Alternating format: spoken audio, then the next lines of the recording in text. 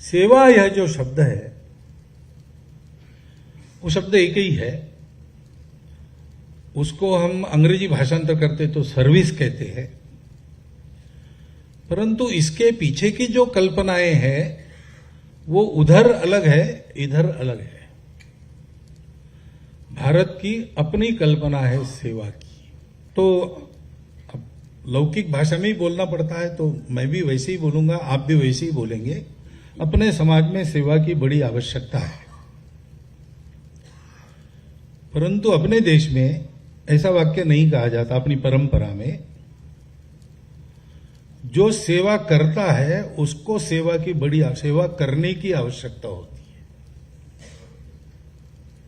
अपने देश में इतना सारा समाज है, उसके पास सुविधाएं नहीं है, शिक्षा नहीं है, स्वास्थ्य के लिए व्यवस्था नहीं है। ये बातें सही है और वो देनी चाहिए, ये भी सही है, लेकिन हम नहीं करेंगे तो कोई और करेगा, ये भी सही है। हमने नहीं की, किसी और ने की, ये भी हम देख रहे हैं। तो सेवा की आवश्यकता तो हमको है। वो हमारे यहां ऐसा कहते हैं कि स्वामी विवेकानंद कहते थे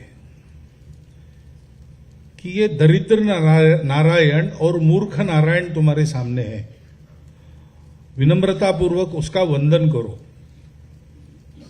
क्योंकि एक बार वो अपनी कल्पनाएं बता रहे थे। हम जानते हैं स्वामी विवेकानंद पहले से विश्वासी व्यक्ति नहीं थे, वो स्केप्टिकल थे। वो सबको पूछते थे, आपने भगवान भगवान कर रहे हैं, आप देखा है क्या, अनुभव है क्या?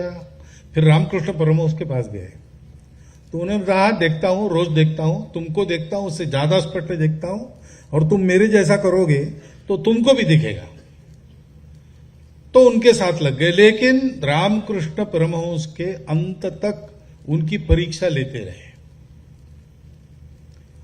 तो अपनी कल्पनाएं वो बोलते थे। तो एक बार बैठे थे तो रामकृष्ण परमहंस के सामने उन्होंने कहना शुरू किया कि यार फालतू देव देव करके क्या होगा, भगवान भगवान करके क्या होगा, इतने सारे लोग दरिद्र है, उनके पास खाने को कुछ नहीं है, अज्ञान में है, ऐसा उनकी सेवा करनी चाहिए, ये करने से क्या फायदा होगा।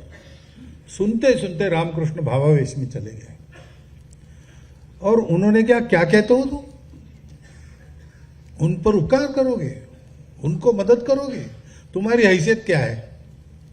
भगवान की इतनी बड़ी सृष्टि में तुम एक कीटक से भी कम हो, तुम्हारी इच्छा से एक सूखा पत्ता भी हिल नहीं सकता इस दुनिया में, तुम क्या उपकार करने चले हो गरीबों? छी छी छी, ये क्या तुम्हारी भावना है?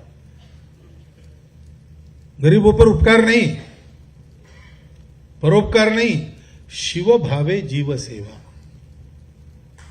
वो शिव है जो आज अपने आप को अभाव में, वंचित स्थिति में उपस्थित कर रहे हमारे सामने।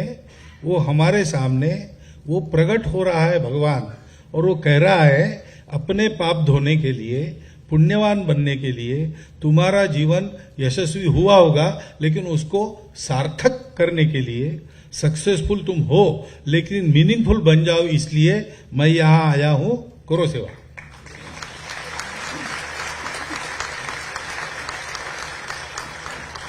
ये हमारी भारत की कल्पना है सेवा की, और इसलिए हमारी सेवा में अहंकार नहीं रहता। और हमारी सेवा, जिनकी हम सेवा करते, उनको सदा लेने वाले नहीं रखती, उनको लाचार नहीं बनाती, वो लेने वालों को देने वाले बनाती।